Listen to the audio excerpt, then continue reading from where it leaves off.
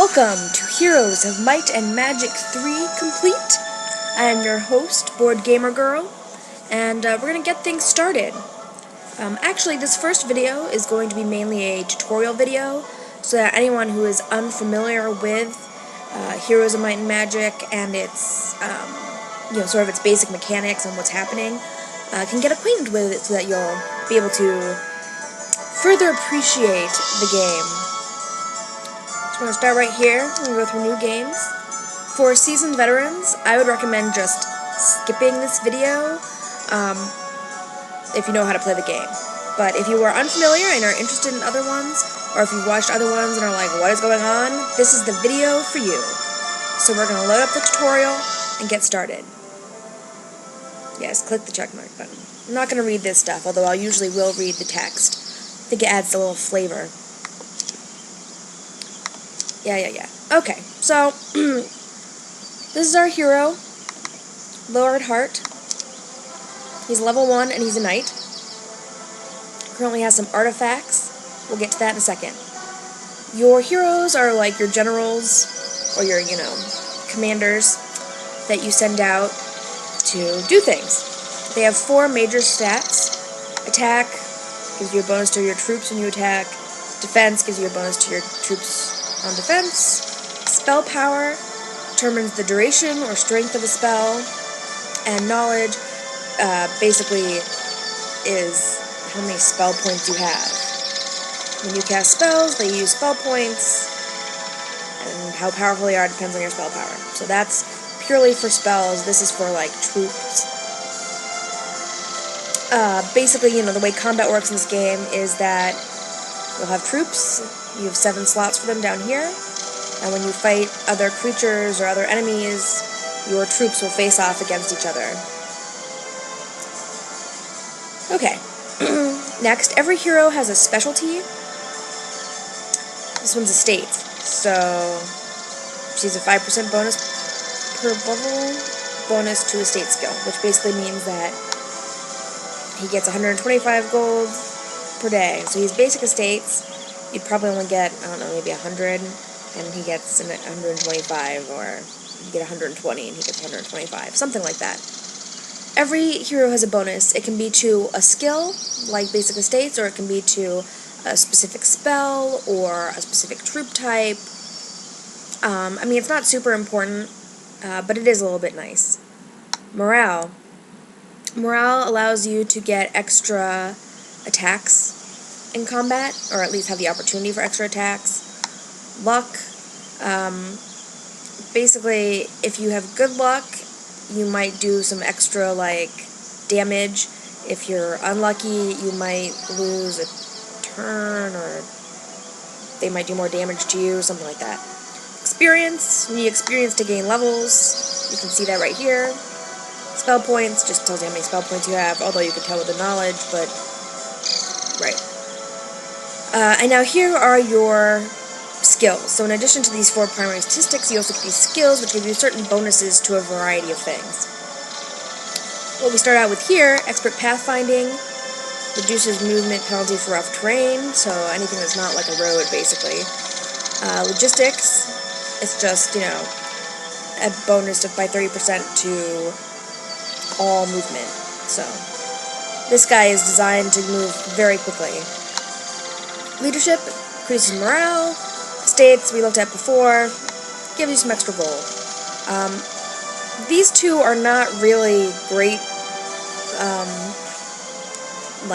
secondary skills, because you are limited to 8, and there are much better ones out there. These two actually are very good. Being able to move quickly can be really important in this game. Now, in addition to all this, you also have your hero here. And he, can wear armor and have, special artifacts. They're all basically artifacts. Armor, everything is considered under the artifact category, and you'll find them along your travels. So what we've got here, Equestrian's Gloves. So they increase my movement over land. And you'll notice when I pick it up, I can unequip it and put it there, or it can go into either of these 2 spots. This is sort of like your hand/ring spot. This is like your sword, mace, axe. fighting weapon spot. This is your neck for some sort of necklace or something. This is, like your breastplate, helmet. This is your shield. So we have the Shield of the Dwarven Lords. And it gives you +2 defense. Awesome. This is like for a cape. This is another ring spot like we saw with this. And this can only go here, right? We only have... and then these are like extra little artifact spots, like random like metals or whatever. And these are your feet. We have the Boots of Speed. And these increase my movement even more. Okay. There we go. We spent like 5 minutes on my hero. We're going to try and move this quicker. But then you basically understand what happens. Everything about your hero. This is our town. You need to have towns in order to win games.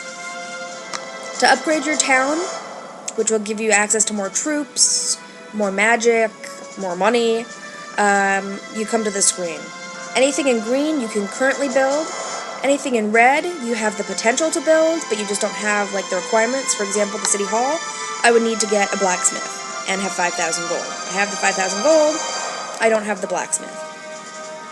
Anything in gray means that you don't have the ability to build that in this scenario. So, shipyards can be built by this town type, but not in this scenario. They do that to sort of, limit you, make you a little more difficult, things like that. When you max something out, so I'm just going to build this mage guild right here so you can see this. Alright, woohoo, we have our level 4 mage guild. Gold. When you see it in gold, it means you have upgraded it to its maximum potential. Speaking of spells, every hero has to have a spell book. Some heroes will start with spell books. Some other heroes, like Lord Hart, will not. So you have to buy them one for 500 gold. Always have a spell book on your hero. It's just so incredibly important. And here you can see all the spells. These are level 1 spells down here, level 2, level 3, level 4. Now, you can't just automatically learn level 4 spells. One of the secondary skills that you can get is Wisdom. And Wisdom gives you the opportunity to learn spells beyond levels 1 and 2. Everyone can learn level 1 and 2 spells. If you have basic wisdom, you can learn level 3, advanced wisdom, level 4, and expert wisdom, you can learn level 5 spells. Unfortunately, the castle town does not have the ability to produce level 5 spells. But, yeah. So if you want the better spells, you have to take wisdom. And that, honestly, will be something that I take every time. These are troop generators, or creature generators as they like to call them. See, we can buy some archers. Also, we'll eventually get a fort right there. When you get a fort, you can just click on that and that'll get you all your troops. Now we need to explore, right? So in all these things, we're going to eventually... A large part of the game is exploring. There's some sort of task or objective, usually killing off our enemies, but we have to explore to find them and to upgrade our heroes. So we just went to a treasure chest. You always are going to have the option to take gold or experience. Experience ranges from 500 to 1,500. Gold ranges from 1,000 to 2,000. We're going to take some experience. And there we go, we leveled up. So, you always will get a bonus to one of your 4 main attributes. This is an attack skill bonus. And then you'll get a choice of 2 skills. One will be to upgrade your current one, like I currently have basic estates, I can create to advanced estates, or to take a new skill if I want that. We'll take a new skill, why not? If for some reason you've maxed out all of your skills, then you'll get 2 new options, and you have to choose one of those. And eventually, if you do get to a high enough level where you've maxed out all of your skills, you will just get a bonus to one of your primary attributes.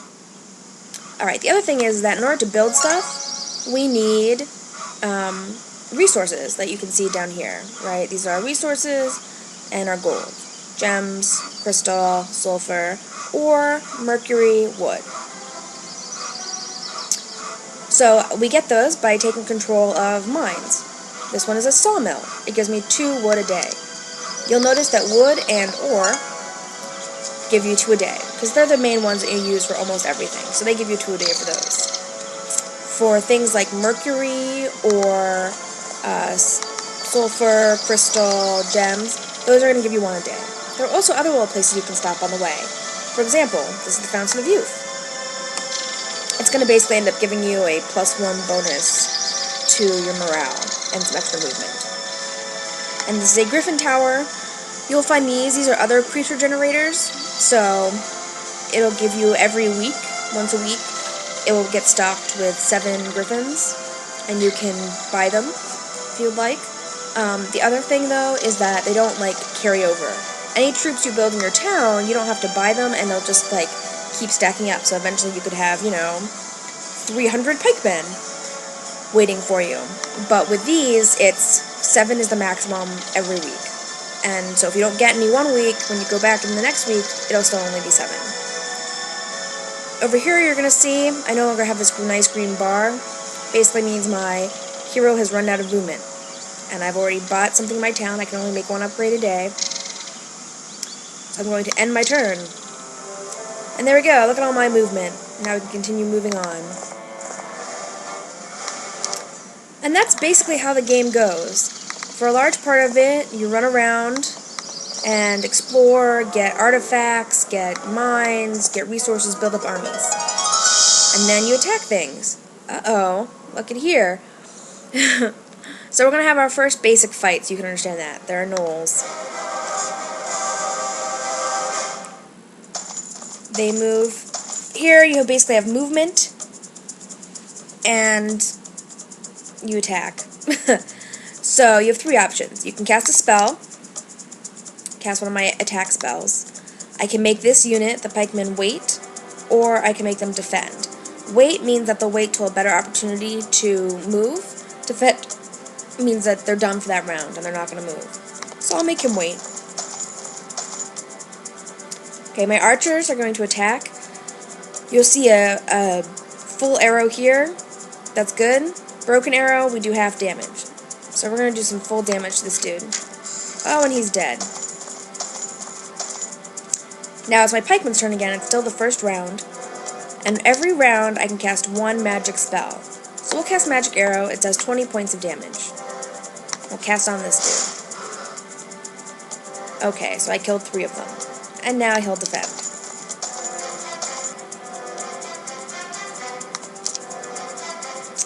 Now I only have 6 points left. We will cast Magic Arrow again just to kill off this dude. There we go. This guy will defend because he's not doing anything. And my archers will attack. And there we go, I've won! Woohoo! Loreheart beat the Marauders. So I didn't lose anybody. They lost 10 regular gnolls and 1 gnoll marauder. And I got 66 experience. And that, in a nutshell, is sort of how the battles go. And as my victory, I get my Greater Gnoll's Flail, which you can see gives me, oh goodness, gives me a +4 bonus to my attack skill, which is awesome. And then again, we'll just do this really quickly. You can see there's a gem pond, gives me 1 a day. Okay, so just to recap quickly before I go and end this ridiculously long video, the 4 things you see here, the 4 resources, give you 1 a day. Wood and ore give you 2 a day. Your hero has a variety of different stats and skills. Troops fight. You can cast 1 spell a day. Artifacts give you other bonuses. Generally, your main goal is to kill stuff, and you can upgrade 1 thing in your town a day. Oh, the one last thing. You can also buy new heroes at the tavern that we just looked at. Alright, everyone, thank you very much for watching my tutorial video. Next time, we'll get into the actual meat of the game. Thank you, and goodbye.